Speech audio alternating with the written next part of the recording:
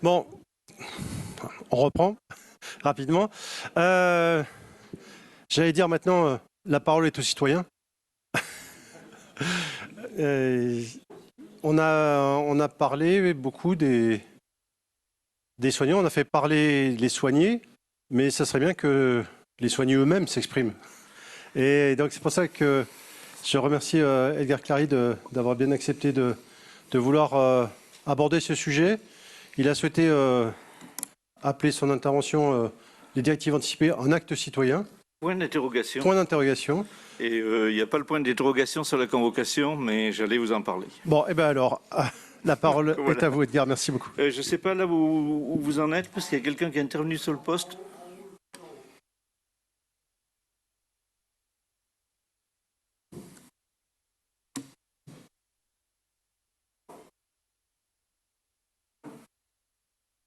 Quelqu'un était intervenu sur le poste tout à l'heure, je crois.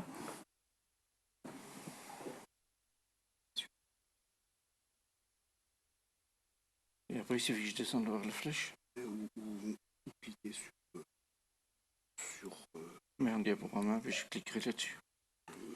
Oula, c'est pas sûr. Très bien.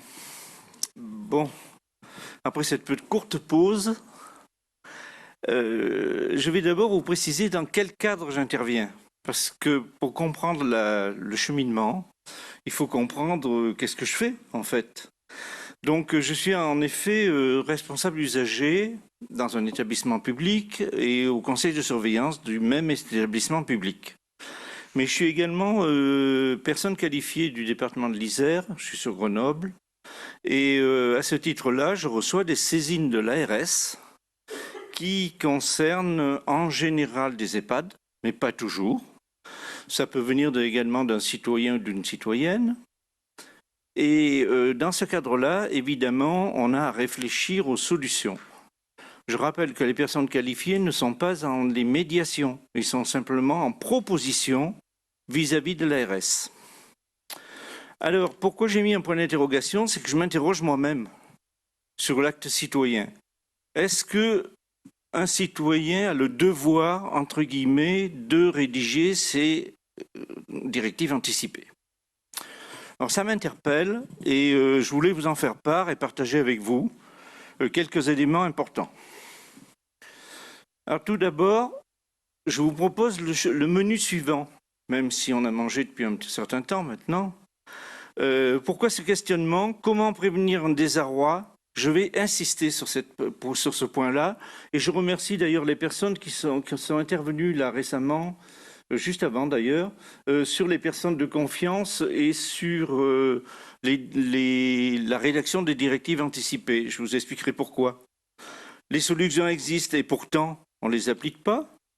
Comment se faire conseiller? Et puis je ferai un témoignage un peu plus focus sur les EHPAD. Alors tout d'abord, pourquoi ce questionnement? Moi, je considère qu'une personne qui est consciente, elle a le droit de choisir sa vie puis sa fin de vie. C'est presque une évidence. Le deuxième point, c'est que ce qui me gêne, et on en a beaucoup parlé aujourd'hui, c'est qu'on a associé très directement directive anticipée à fin de vie et à personnes âgées. Alors, moi, ça m'interpelle parce que par mon expérience personnelle, j'ai eu un accident assez jeune. Et je me disais, mais pourquoi pas généraliser les directives anticipées? C'est une question. À des gens beaucoup plus jeunes. Vous avez un accident de la route, vous êtes intubé, vous êtes assisté médicalement.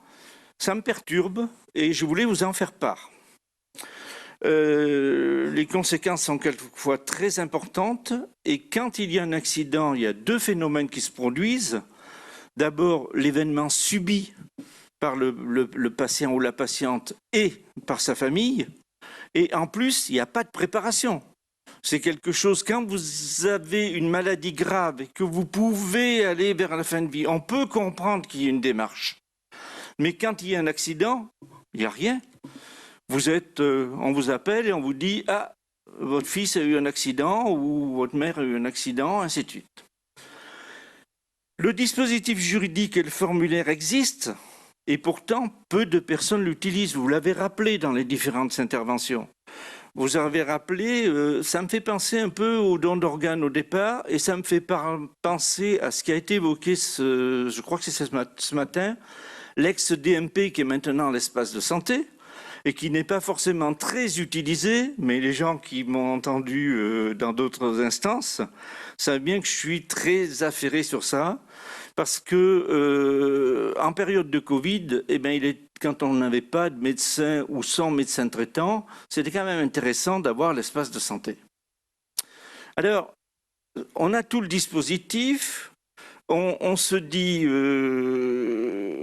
pourquoi pas, mais me semble-t-il, c'est une réflexion, je partage avec vous une réflexion qui est quand même personnelle, mais un peu vérifiée quand même auprès des patients que j'ai rencontrés. Donc, est-ce que c'est un manque de prise de conscience ou on repousse à plus tard, ça a été dit plusieurs fois, et on verra plus tard. L'autre point, c'est comment éviter un désarroi. Avant de parcourir ce qui est sur cette présentation, moi, lorsqu'on m'adresse une saisine, on m'adresse une difficulté, soit de fonctionnement de l'établissement, soit de fonctionnement pas toujours partagé avec le personnel soignant, et vous verrez que mon discours va aussi vers les personnels soignants, et on est dans une catégorie de difficultés, et je pose la question suivante. Avez-vous une personne de confiance? Aïe.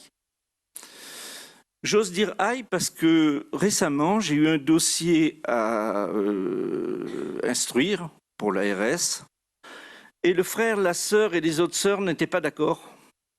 Et une personne de confiance, c'est pour ça que le témoignage est important aujourd'hui, la personne de confiance qui avait été désignée, c'était pas la personne qui m'a fait la saisine et qui m'a demandé de l'aide pour être personne de confiance. Et il a fallu rétablir la situation pour que nous ayons un contexte plus apaisé, de manière à ce que l'on puisse discuter avec la direction de l'EHPAD et les personnels soignants. Donc cette difficulté, elle est déjà pas facile à gérer. Quand vous ajoutez à ça la question, avez-vous eu des directives anticipées de la part de la patiente? En l'occurrence, c'était une patiente qui commençait Alzheimer et qui avait une gravité assez accélérée. Les personnes vous disent, mais c'est quoi ça? Mais comment je vais faire? Mais j'aurais dû le faire avant. Mais pourquoi je ne l'ai pas interrogé? Ainsi de suite.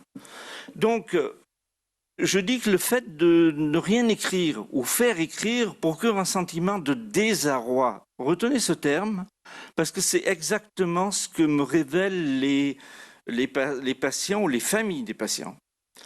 Ils sont dans un, excusez-moi du terme, mais panique. Qu'est-ce que je vais faire? Comment vous pouvez m'aider? Qu'est-ce que je dois faire? Mais c'est trop tard. Et comment les personnels soignants vont réagir?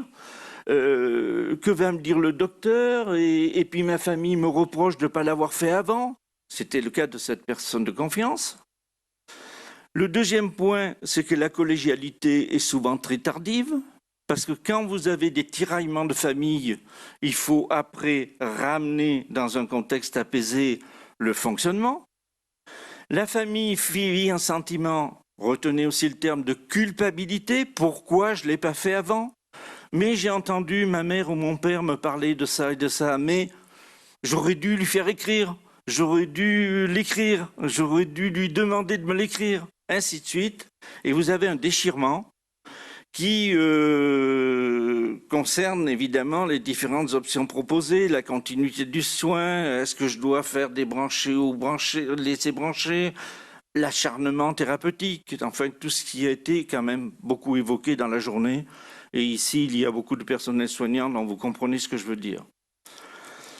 La responsabilité du patient dans son manque de décision préalable rejaillit sur les personnels soignants. Peut-être que vous avez pensé qu'au début, en tant que responsable usager, j'allais vous parler que des usagers, que des patients. Or, dans les dossiers que j'instruis, je dois faire la part entre ce qui est la vérité du patient et la vérité des soignants. Or, dans le manque de décision préalable, les personnels soignants prennent de face des éléments qui viennent des familles, évidemment, et qui leur disent on va faire quoi? Mais il me semble qu'elle m'avait dit que, mais vous n'avez pas le droit de, et ainsi de suite. Donc toutes ces formules font rejaillir en fait un manquement énorme. Et moi je trouve que ce désarroi, c'est pour ça que j'ai voulu le mettre en désarroi, est très pesant. Il est pesant pour les familles, il est pesant pour les soignants, il est présent pour nous qui intervenons entre les deux. Les solutions existent pourtant. Il y a un dispositif, il y a un formulaire, il y a des questionnements. Sur les feuilles d'entrée, il y a des choses qui sont personnes de confiance, directives anticipées. Et pourtant, trop de personnes l'utilisent, ça m'interpelle vraiment. Nous pouvons à tout moment modifier les directives, donc on ne peut pas dire... J'ai eu un monsieur l'autre jour qui me dit, un citoyen, qui me dit « Oui, moi je ne vais pas faire les directives anticipées parce que je ne sais pas à 2 heures de ma mort ce que je vais pouvoir changer. » Mais tu es libre, tu peux changer, tu peux dire que tu veux changer. Donc il faut quand même avoir une capacité, vous l'avez évoqué dans les différentes présentations, vous avez évoqué le fait qu'il y a une éducation et un enseignement à faire sur ces directives anticipées. Bien sûr, moi j'ai amené ici, c'est sur le bureau là-bas, France Asso Santé fait des journées. Vous avez par exemple des journées qui vont se faire bientôt, qui sont les journées européennes des droits en santé. À chaque fois, la question qu'on me pose, c'est fin de vie, directive anticipée. Il y a des plaquettes, mais ces plaquettes, on les voit combien de fois dans l'année? Et combien de fois dans l'année nous avons, excusez-moi pour les médecins, hein, mais est-ce qu'on a ce dialogue avec le patient sur ces directives anticipées? Pas forcément. Je n'accuse pas les médecins, ils ont leur travail, ils ont leur diagnostic, ils ont un certain... Et c'est que lorsqu'on est dans la rue et qu'on pose la question à un citoyen et qu'on lui dit « directive anticipée, c'est quoi ?» Je ne sais pas, mais je vais en faire quoi en fait? Mais il faut que je fasse quoi? Donc c'est compliqué. Comment se faire conseiller? Et je reviens à ce que je venais de vous dire, l'accompagnement. Il y a une personne de confiance et notre mission, c'est nous, quand on a une désignation de la personne de confiance, et vous l'avez d'ailleurs évoqué tout à l'heure, c'est est-ce que vous êtes au courant des directives anticipées? La réponse est souvent non, d'ailleurs. Par le médecin, on peut se faire accompagner. Par les dispositifs numériques, il y a l'espace santé pour enregistrer les fichiers des directives anticipées. Et surtout par la sensibilisation au principe de la rédaction. Alors, il y a deux volets du formulaire qui ont été rappelés ce matin. Et c'est à regarder, à réfléchir, à savoir ce qu'on y met dedans, on a parlé, pas l'euthanasie, ainsi de suite. Tout ceci, c'est un accompagnement parce que une personne lambda, un citoyen ou une citoyenne lambda, ne peut pas, me semble-t-il, rédiger ces directives anticipées sans un accompagnement. Je vous ai dit que je livrais ma propre vision, mais aussi les témoignages que je rencontre. En EHPAD. Alors, à la vue des différentes saisines que je reçois, on est vigilant sur l'état de santé du patient et son environnement, le pouvoir de décision, Alzheimer par Alzheimer, parce que c'est courant qu'on parle de cette pathologie. L'handicap, c'est important. C'est important parce que rédiger des directives anticipées à quelqu'un qui est malvoyant, malentendant, voire sur des pathologies beaucoup plus graves, ça surajoute du poids à la rédaction. Curatelle, tutelle, vous connaissez la différence, mais néanmoins, j'ai été étonné quand même quelquefois que les personnes de confiance ne sachent pas, et disent « Ah mais dites-moi la différence parce que en fait, ma mère, elle a des moments de présence, qu'est-ce que je dois faire ?» La famille, et puis la dégradation de l'état de santé. Alors, ce que je dis dans ce mot, c'est que je vais prendre un exemple que je viens de vivre là dans une instruction d'un dossier. Vous avez une personne qui est en EHPAD, elle rentre, elle est Alzheimer, mais pas trop. La famille ne sait pas trop comment, elle a entendu que ça va s'aggraver, mais elle ne sait pas les dimensions. Et puis, entre-temps, la personne fait d'autres pathologies fortes et l'état s'accélère, l'état de santé s'accélère. Vous pensez bien qu'une famille, dans ce cadre-là, elle va d'abord penser à la santé de la patiente avant de rédiger la directive anticipée, parle-moi, ou si elle peut parler d'ailleurs, et donc ça va être un peu compliqué.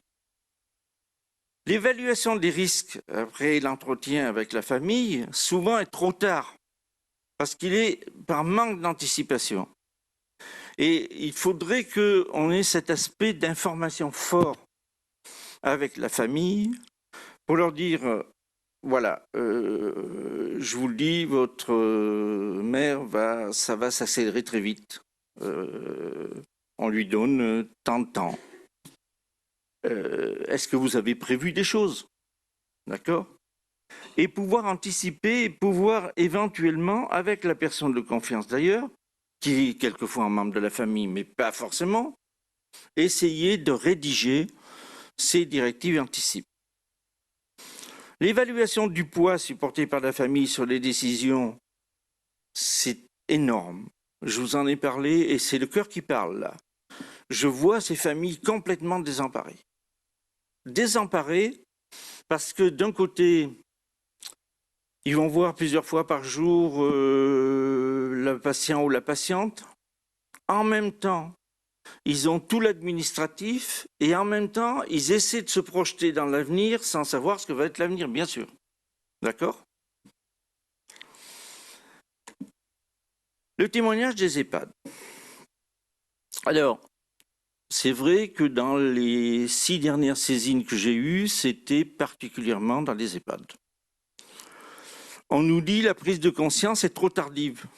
Ça augmente les regrets, ça augmente l'angoisse et ça provoque des tiraillements familiaux.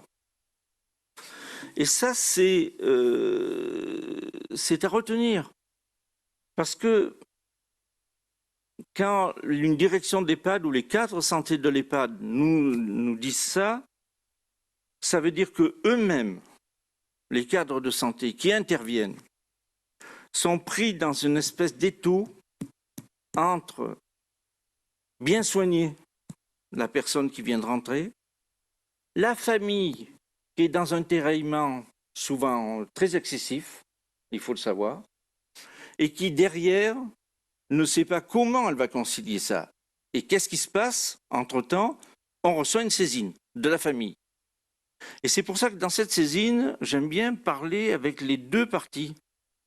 Non seulement la personne qui a fait la saisine et qui donc est une personne qui est de la famille ou de la personne de confiance, mais aussi écouter les soignants et écouter la direction de l'établissement.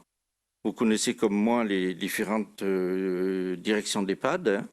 Il y a des EHPAD à plusieurs niveaux et à plusieurs prix. Donc on le sait, mais ce n'est pas une raison pour ne pas discuter avec les deux parties. J'y tiens beaucoup et je le redis là. Le manque d'information. Alors, voilà les questions qu'on m'adresse. À quoi ça sert? Les directives anticipées? Puis vous savez, j'ai autre chose à faire. Et, la personne, elle est très malade. Moi, je vais la voir 2 fois par jour. On me dit qu'elle en a pour 3 mois. Bon. Comment je vais modifier? On en a parlé tout à l'heure. Où les déposer? C'est quand même difficile d'entendre ça. Ou les déposer. Parce qu'une fois que je les ai rédigés ou que je me suis fait accompagner pour les rédiger, et je les mets où? Et qu'est-ce qu'on va en faire? Comment remplir le formulaire? Vous l'avez vu, le formulaire. Il y a des personnes qui m'ont dit, moi je suis incapable de remplir ce formulaire, il faut m'aider. En conclusion, et là, derrière, si vous souhaitez, on peut échanger. À mon humble avis, je pense qu'il serait quand même du devoir citoyen de rédiger les directives anticipées. Je sais qu'on a entendu beaucoup de choses dans la journée. Pour notre famille et pour le personnel soignant. Pourquoi, finalement, je me suis interrogé, un citoyen revendique une autonomie, on lui accorde, revendique la possibilité de se faire soigner. L'État français, on connaît. Et pourquoi ne rendrait-il pas la possibilité d'avoir un devoir citoyen de rédaction des directives anticipées? On ne peut pas attendre des autres des décisions à caractère personnel, parce qu'il y a du personnel dans les directives, et environnementales, la famille et autres, sauf en cas d'urgence. Évidemment, on l'a rappelé, il y a des cas où on lève les directives anticipées par des cas d'urgence.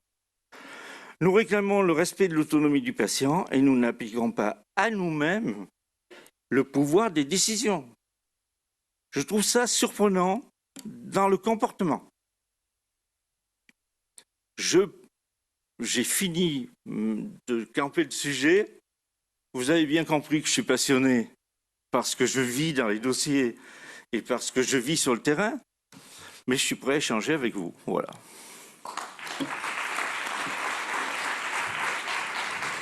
Merci beaucoup Edgar pour cette approche citoyenne et usagée, d'usager. Très intéressante. Est-ce que ça évoque des... Moi, le devoir citoyen, je trouve cette approche très, très intéressante. Quand on voit le devoir citoyen du vote et le taux de participation aux élections, on peut se poser des questions. Oui, tout à fait, tu as raison. Finalement, c'est pas si mal les directives anticipées. Oui, c'est même mieux, peut-être. Des commentaires, Oui. Bonjour.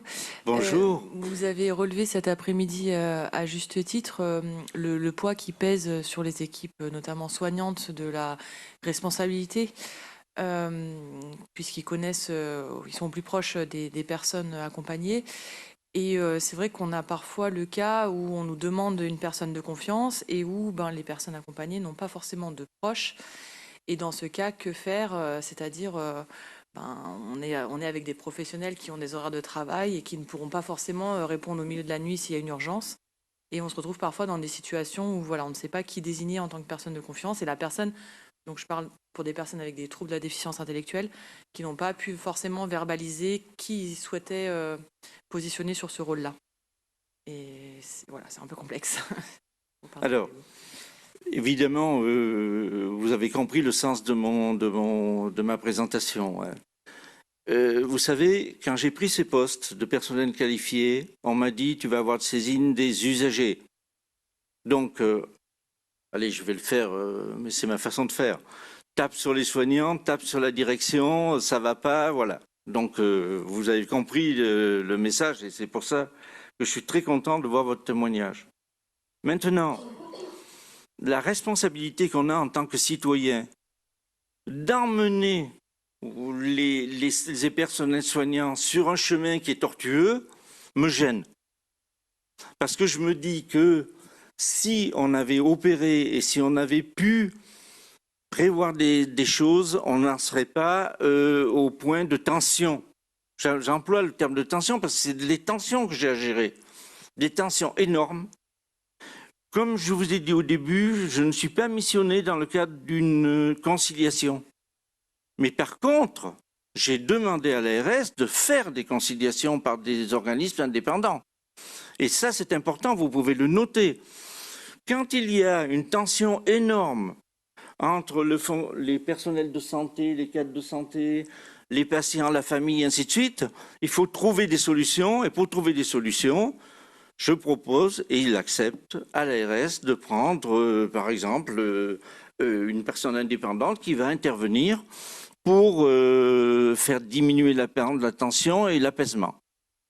Sachez aussi qu'après que j'ai instruit le dossier, c'est fini pour moi. Le dossier, il est fermé.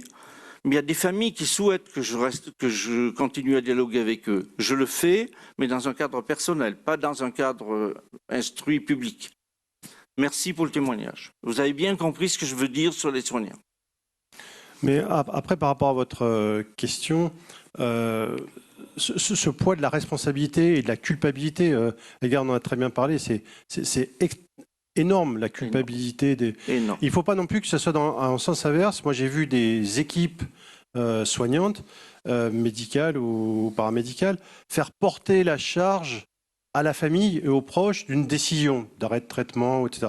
Ce qui est totalement en dehors de la loi, etc. Parce qu'on doit s'enquérir auprès de la personne de confiance, à défaut de personne de confiance, des proches, et s'ils existent. Et encore, les proches, ça peut être la famille, mais ça peut être aussi des amis, des voisins. Enfin, il n'y a pas de hiérarchisation dans les proches. On peut demander, à condition qu'il y ait des liens suffisamment clairs entre les personnes. Mais ce n'est pas à eux de prendre la décision. La décision et la responsabilité, elle reste soignante. Et même dans la loi, non seulement elle est soignante, mais elle est au médecin qui est en charge du patient. Il y a pas. Et on assiste un petit peu trop à une décharge des responsabilités de ça les uns sur les autres. Finalement, c'est pas moi qui ai pris la décision, c'est l'autre, etc. Non. Alors le mieux, c'est d'arriver à un consensus. C'est clair. Quand il n'y a pas de consensus, heureusement qu'il y a des personnes comme Edgar qui font si je peux me permettre, Jean-Étienne, là, tu le vois patient. Oui. Mais moi, j'ai vu des arrêts de travail de soignants parce que c'est plus possible. Oui, bien sûr. Et ça, pour moi, ça me fait mal parce que ce sont des soignants. Qui souffrent. Ils font au mieux qu'ils peuvent. Et ils font un arrêt de travail. J'ai le cas, là, toute dernière saisine, il y avait ça. Face à une décision qui a été prise. Bien sûr, c'est pour ça. Il y avait une intervention, oui. Oui. Deux interventions.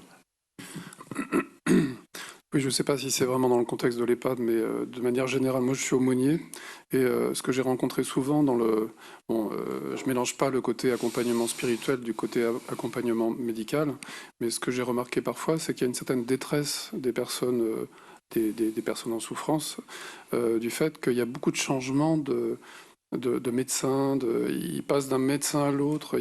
Le patient lui-même a du mal à se repérer finalement dans le parcours du soin. Alors, a fortiori, après, la famille, les proches, et peut-être même... Alors, la personne de confiance, ça vient encore après. Il y a quelque chose au début qui n'est pas simple pour s'en remettre, finalement, au corps médical. Et à partir de là, comprendre comment on va le mieux suivre ce parcours de soins. Je ne sais pas si... Ma question, c'est un peu général. D'abord, vous avez raison. Mais volontairement... Prenez-le bien, volontairement, je vais vous dire le contraire aussi. Okay. Il y a des gens qui sont attachés à un personnel soignant et qui ne veulent pas qu'ils prennent de vacances. Mais c'est pas possible, ça. Mais j'ai fait comprendre à une famille que c'est comme ça. Pendant 3 semaines, il y aura une autre personne soignante. Vous comprenez, il y a de tout. Et là-dedans, comment on réagit? Nous, du point de vue éthique, il faut aller voir la famille pour lui dire... Bon, voilà, oui, mais j'étais plus contente de celle-là ou de celui-ci. C'est compliqué quand même. Oui, allez-y. Oui, c'était pas du tout c'était juste pour mettre le doigt sur une certaine complexité. Mais j'entends bien ce que vous dites. Même nous, même moi en tant qu'aumônier, parfois on essaie de m'entraîner sur ce chemin où carrément que je donne un avis par rapport à la façon d'accompagner médicalement, mais c'est pas mon truc. Mais on peut être aussi entraîné là-dedans, mais c'est vrai que ça porte un peu au flanc parfois. Je peux témoigner aussi qu'il y a des maisons de jour notamment où il y a des handicapés. Il y a des ajustements à faire. Quelquefois on crée une maison et puis c'est pas immédiat que ça marche très bien. Il faut un peu de temps, quoi. Donc aussi. Oui, il y avait une autre question, me semble. Question, oui. Oui, moi j'ai assisté à une amie qui a été questionnée concernant sa maman et qui a très mal vécu le fait qu'on lui laisse porter énormément de choses dans la décision de la fin de vie de sa maman. Et pour moi, je suis vraiment sur cette démarche de faire mes directives anticipées en tant que citoyenne, effectivement, pour protéger mon entourage, pour que ce soit ma responsabilité, ce que je veux pour moi, d'être libre d'aller et venir. Et c'est pas mon mari ou la personne de confiance que je désignerai ou mon entourage qui sera responsable de ma chute de trop. Voilà, c'est ma décision. Et j'ai pas envie que ce soit eux qui portent la décision de m'attacher ou de me laisser libre. Enfin, voilà. Le chemin sera long, mais il faut faire prendre conscience aux citoyens que tout peut arriver et qu'il a, entre guillemets, un devoir de pouvoir réaliser ça pour justement ce qu'on venait d'évoquer précédemment, ne pas mettre la famille dans un questionnement énorme et dans des difficultés, des désarrois énormes, et les personnels soignants associés.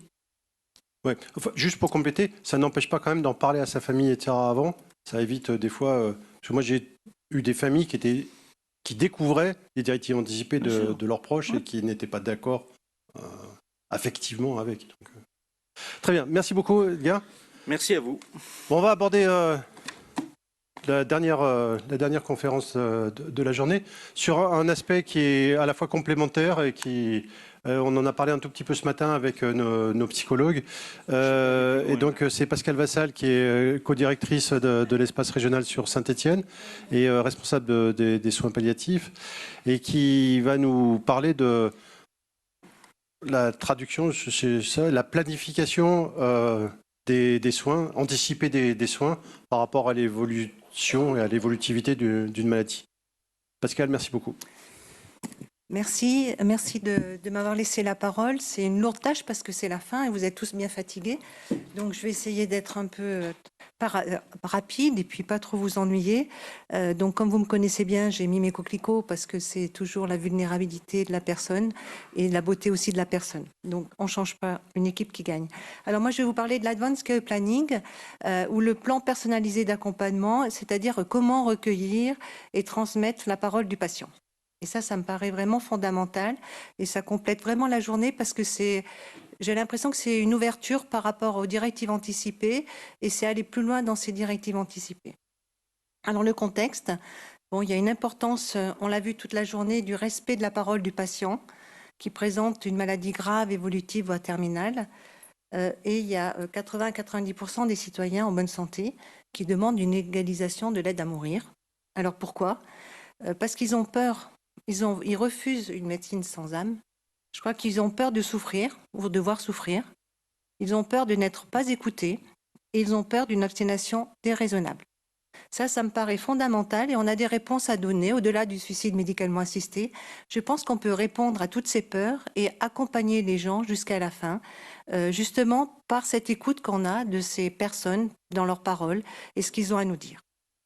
Alors, on a vu qu'il y avait la loi de 2016 qui crée de nouveaux droits sur les directives anticipées, on en a beaucoup parlé, mais c'est toujours compliqué à titre individuel. Comment on peut retranscrire nos volontés de non-obstination déraisonnable, de bien mourir sur un document unique? Et ça, c'est une vraie question. Les directives anticipées, c'est pas encore beaucoup rédigé, 13%, ce que j'ai trouvé dans un sondage. Donc, il n'y a pas beaucoup de gens qui écrivent leurs directives anticipées. On en parle beaucoup, c'était l'objet de notre journée. Et pourtant, c'est pas suffisamment écrit ou peut-être qu'il n'y a pas besoin de les écrire plus. Alors récemment, en novembre 23, Franck Chauvin a été sollicité par le président de la République pour essayer de réfléchir sur un modèle français des soins d'accompagnement. On parle plus de soins palliatifs, mais soins d'accompagnement. Et ce qui est intéressant dans ce rapport, me semble-t-il, c'est que dans la mesure 2, il dit créer et mettre en œuvre un plan personnalisé d'accompagnement permettant d'accompagner les personnes dans l'exercice de leurs droits. Et je trouve que ce plan personnalisé d'accompagnement, ça correspond vraiment à l'Advanced Care Planning des anglo-saxons et on va voir pourquoi est-ce que c'est intéressant. Alors, d'abord des constats, des interrogations. On a une médecine performante, technique, on a des innovations médicales et on a des décisions de plus en plus complexes puisqu'on peut toujours faire mieux avec la médecine, mais jusqu'où on va? Et puis, c'est pour ça qu'on s'était questionné à l'hôpital au CHU de Saint-Étienne par rapport justement aux médecins urgentistes lors d'un épisode aigu. Quel niveau de traitement? Il n'y a pas de trace de discussion d'une limitation de l'arrêt thérapeutique ou en amont. Il n'y a pas de discussion sur des directives anticipées. Et un patient sur un brancard, avec une altération de sa capacité à entendre et plus encore à décider. Ce n'est pas le moment quand on est en urgence, dans un service d'urgence, de pouvoir décider. Alors, dans ces situations-là, que faire ou ne pas faire et que décider? Et c'est peut-être en amont recueillir et transmettre la parole du patient. Alors, qu'est-ce que c'est que cet Advanced Care Planning ou ce plan personnalisé d'accompagnement? Donc, c'est aux États-Unis, il y a des consultations pour élaborer un projet de soins anticipé à l'issue d'un échange entre les soignants et le patient. Et il faut savoir que ce modèle a été aussi repris par plusieurs autres pays européens. C'est une réflexion, une discussion entre le patient, sa famille et les soignants. Et on regroupe bien ce qui est important d'en discuter en famille et d'en discuter aussi avec les soignants. Alors pourquoi cette discussion? Pour anticiper le plus tôt possible l'expression des choix sur la fin de vie, qu'il s'agisse des traitements, de la prise en charge de la douleur, des besoins sociaux et du soutien psychologique. Et de parler de ça en amont, ça ne fait pas mourir. Donc je crois que c'est important de pouvoir en discuter ensemble. Et ce dispositif permet bien sûr d'intégrer les directives anticipées. Et c'est aussi une prise de décision accompagnée et partagée. Je crois que c'est ça qui est le plus intéressant.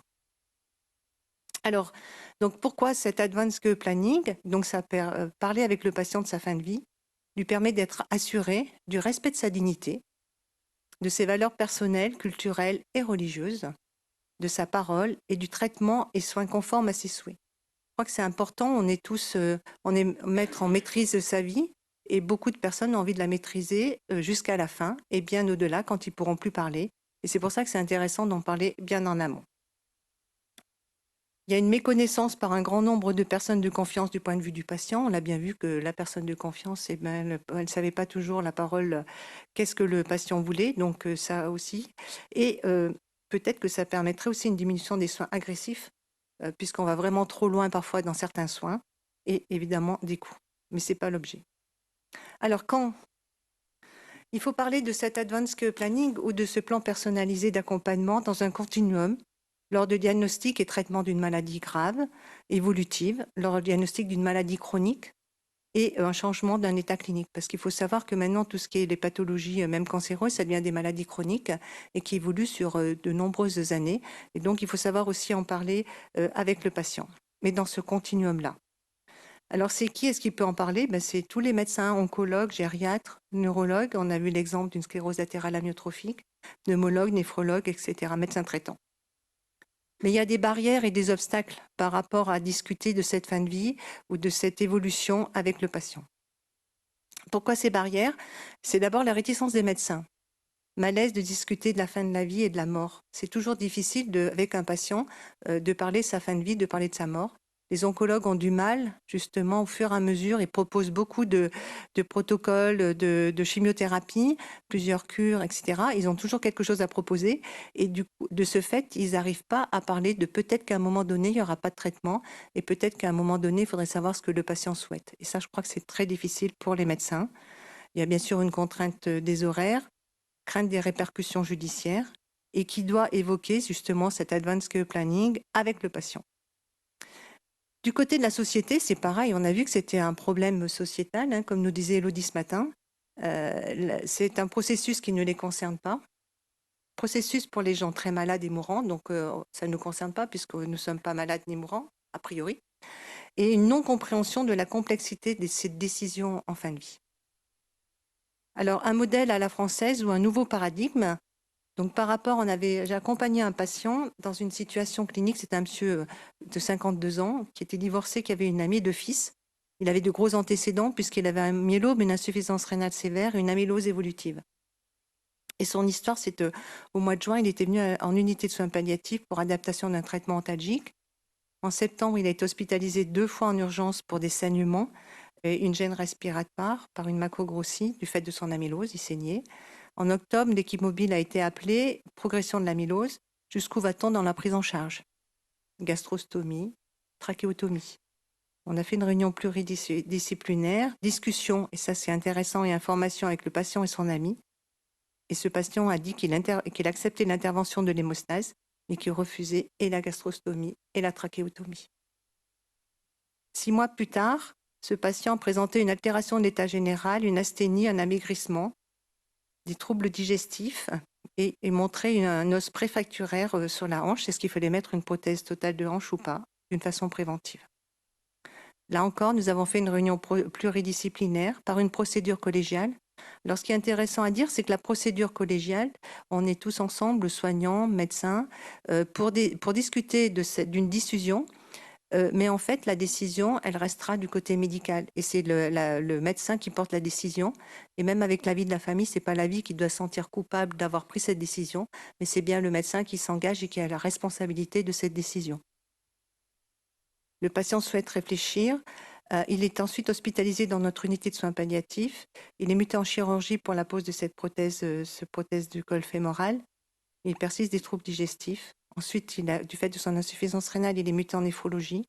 Et puis, il a été décidé d'arrêter des séances de dialyse selon le souhait du patient et poursuivre des soins de confort. Et puis, il fait une forte déglobulisation et refuse le patient de transfusion et le patient est décédé.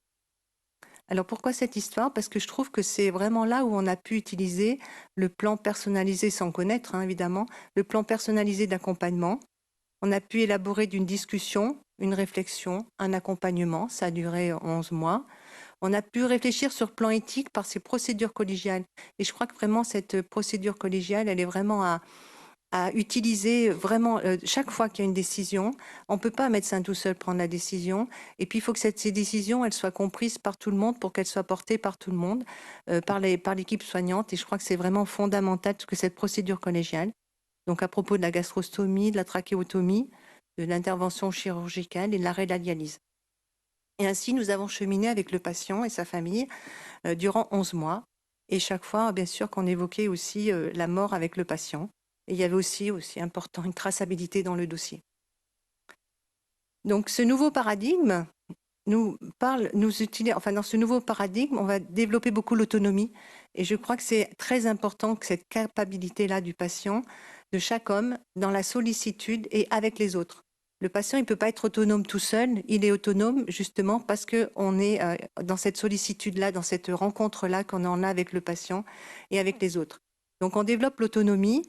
C'est une démarche et une réflexion éthique. Quelle finalité? Je crois que c'est très important chaque fois qu'on a une réflexion éthique de se dire quelle finalité, pourquoi est-ce qu'on prend cette décision, à qui elle va être utile. Et donc ça va nous aider dans notre démarche et dans notre réflexion éthique.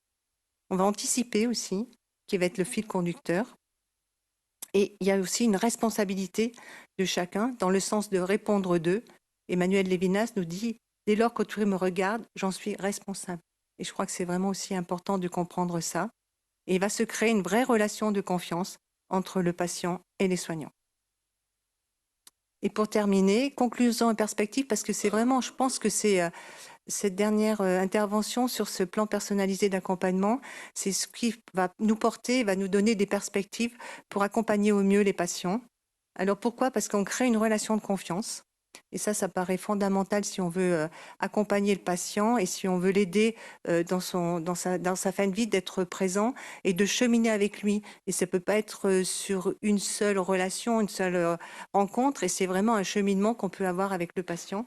Donc, créer cette relation de confiance, innover par ce plan personnalisé d'accompagnement et permettre le recueil et la transmission de la parole du patient.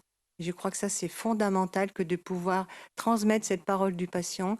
Et je crois que c'est encore beaucoup plus important que la directive anticipée, de savoir en tant que soignant recueillir cette parole, la retranscrire dans le dossier. Et quand il y a une procédure collégiale, pouvoir dire le patient m'a dit. Et je crois que ça, c'est vraiment fondamental. Et je vous remercie.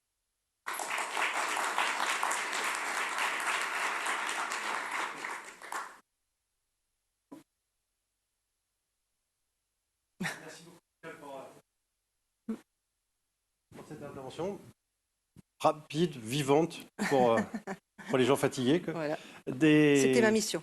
Des commentaires, des réflexions. Moi j'aurais un premier commentaire, c'est très magnifique ce que tu nous décris, mais est-ce que ça ne devrait pas être la norme de toute relation de soins? Ah oui.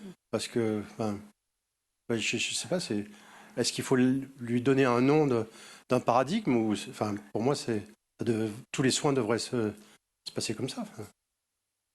Malheureusement, non. Malheureusement, ça ne se passe pas toujours Je sais. comme ça. Non, non, mais je suis Et provocateur. je crois que c'est important justement de pouvoir donner cette humanité dans la relation. Bien sûr. Et ça, c'est vraiment, bien sûr, là, on est. Et de c'est facile considérer le dire. patient comme un interlocuteur. Oui.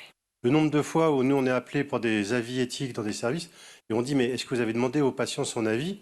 Et on nous répond non. Non. C'est phénoménal. Ouais, oui, tout à Oui, fait. sûr. Oui. Bon, vous êtes abasourdi, oui. Oui, c'est là. Juste, en 2 minutes, tu nous en dirais un petit peu plus sur le rapport, vers le modèle français d'accompagnement? C'est un modèle qu'il faut qu'on crée, hein, mais je crois que ce qui est intéressant, c'est de pouvoir cheminer avec le patient. Et si tu veux, c'est pas de récupérer, enfin, de pouvoir recueillir sa parole au fur et à mesure et de pouvoir discuter avec lui. Par exemple, moi, j'imagine bien, enfin, dans un rêve, hein, que par exemple, un patient qui est suivi pour un cancer, au fur et à mesure, l'oncologue puisse lui parler du fait qu'à un moment donné, il n'y aura pas de traitement et qu'est-ce que le patient souhaite. Et au fur et à mesure que cette partie, que le patient puisse réfléchir sans être pour autant maltraité, enfin tu vois, qui se sentent pas bien, mais qui puissent réfléchir sur ce qu'il veut ou ce qu'il veut pas, et que progressivement, on peut aussi le marquer dans le dossier. Et c'est ça qui est le plus intéressant, me semble-t-il, que d'écrire quelque chose qui s'arrête d'un seul coup et qui soit vraiment un moment donné, un moment T. Et on peut penser que peut-être que le patient va cheminer et que c'est à retranscrire de nouveau dans le dossier. Et on avait même imaginé, parce qu'on avait fait un groupe de travail à l'hôpital, que de décrire justement sur notre informatique EasyLy ce que le patient souhaitait au fur et à mesure et que ça soit colligé par l'oncologue. Parce que quand tu as un patient qui arrive pour les urgentistes et qui est en 7e ligne de chimiothérapie pour un cancer du sein, tu peux te dire eh ben, peut-être que ça vaut le coup de continuer. Mais quand on n'arrive pas en 7e ligne pour un cancer du pancréas, bien évidemment. Mais justement, on ne sait pas quel est le degré. Et plutôt que de faire des soins trop intensifs ou trop et que le patient il termine en réanimation, désolé, hein, c'est parce que, mais qui meurt en réanimation, c'est pas l'idéal. Voilà, je crois que c'est ça. Et c'est savoir le juste soin. Mais c'est un peu de rêve, mais qu'il faut qu'on porte tous en fait, me semble-t-il. Et on avait écrit un article, l'Advanced Care Planning, justement en 2016. Et je vois que les choses n'ont pas beaucoup bougé ou que je n'ai pas su suffisamment le porter. Mais en tout cas, j'y crois bien. Enfin, j'y crois vraiment. Et je vous incite à le développer. Bon. Merci beaucoup. Merci en tout cas. Merci Pascal. Belle journée. On arrive au seuil de cette soirée. Est-ce qu'il y a encore des questions, des commentaires? Donc, si quelqu'un a quelque chose à dire, qu'il le dise ou qu'il se taise à jamais. Non, surtout qu'il ne se taise pas à jamais. Il faut toujours partager. Et j'espère que cette journée va vous donner des fruits de réflexion qui vont mûrir plus tard et qui donneront lieu à d'autres discussions. Je crois qu'on a évoqué pas mal de sujets. Moi, je retiendrai deux grandes idées pour la journée. Celle qui, d'emblée, a été mise sur la table par Élodie, c'est cette notion du temps. Comment des êtres comme nous, qui ont un passé, peuvent écrire au présent ce qu'ils souhaitent pour le futur, sans le connaître, par définition. Et ça pose des vraies questions, ce temps-là. Pour répondre à Edgar tout à l'heure, quand il parlait, même quand on est jeune, on devrait dire des choses. Oui, mais il y a un terme qu'on n'a pas du tout entendu utiliser aujourd'hui. Peut-être tant mieux, il ne fallait pas l'utiliser, mais je vais le dire ça. C'est ce que les anglo-saxons appellent la disability paradox. C'est-à-dire qu'on est incapable de se projeter dans un état de handicap. Si je demande à l'Assemblée qui parmi vous accepterait ou souhaiterait d'être tétraplégique dans un lit demain, personne ne va me dire oui, ou alors j'appelle la psychiatrie. Parce que quand on marche sur ses deux jambes, etc., on ne peut pas s'envisager handicapé. Et pourtant, une fois qu'on est handicapé, eh ben, on fait tout pour rester en vie et pour s'en sortir et pour essayer de faire des choses. Parce que à l'avance, on ne peut pas envisager nos... Donc, quand on est jeune, moi, c'est l'exemple que je prends. Quand je faisais du parapente, j'avais un papier sur moi. Si vous me retrouvez tétraplégique, surtout ne me réanimez pas. Et pourtant, moi, j'ai réanimé des personnes tétraplégiques. J'en connais même un qui s'est marié, j'en connais, etc. Et si je m'étais retrouvé tétraplégique, peut-être que je vivrais quand même malgré tout. Oui. Il est effectivement difficile pour les jeunes, je pense, de se projeter. Moi, j'interviens en génétique médicale. On fait du dépistage présymptomatique pour des pathologies comme la maladie de Charcot, Huntington ou autres. Et c'est vrai qu'on rend des résultats pas toujours favorables à des personnes qui, malgré le fait de savoir qu'ils vont développer la maladie, eh bien, ne rédigent pas forcément leur directive anticipée. Parce qu'ils vivent le présent. Tout à fait. Et c'est extrêmement compliqué. Donc, c'est simplement un témoignage qui rejoint... Vous avez raison. Parce qu'on vit le présent et qu'on repousse toujours à plus tard d'imaginer le pire. Donc, le temps, et puis on a vu ce fameux temps à 3 temps, ces 3 temps des Grecs. Pour rédiger ces directives anticipées, il faut que ce soit le bon moment. Et ça, voilà, c'est quand le bon moment. Il faut avoir du temps pour le faire. C'est pas en 10 minutes le jour d'entrée en EHPAD, une obligation de cocher 3 cases. Et puis il faut remettre ça régulièrement sur le tapis parce qu'on évolue, parce que là j'évolue. Donc cette notion de temps, elle nous a un petit peu fait réfléchir toute la journée. Et puis la deuxième grande idée, je pense, de la journée, c'est cette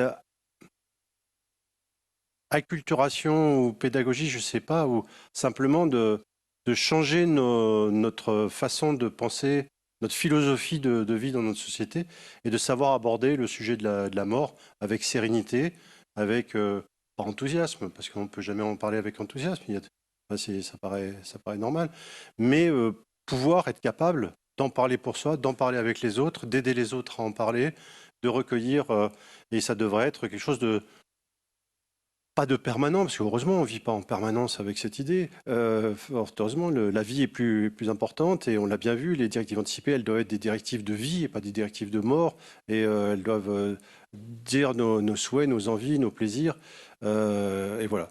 Et donc, c'est peut-être un peu paradoxal ce que je vais vous dire, mais moi, je vous remercie du temps présent qu'on a vécu ensemble aujourd'hui, parce qu'il faut bien vivre le présent pour bien vivre l'avenir et bien vivre sa fin de vie.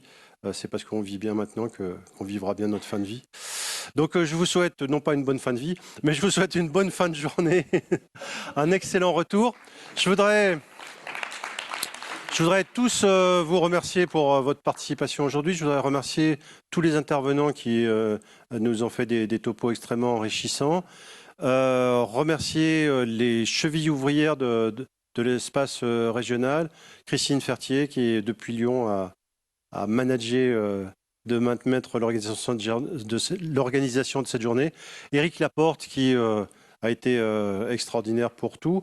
Et puis un grand merci je ne sais pas comment on dit le palais de la région, non ? L'hôtel de région, l'hôtel de région. J'espère que vous avez été satisfait des locaux. J'aurais préféré mieux vous recevoir sur le plan gastronomique et vous faire une potée à midi, mais j'ai peur que la digestion a été lourde pour la réflexion de cet après-midi. Non, on essaiera de faire mieux la prochaine fois. Mais en tout cas, merci, rentrez bien.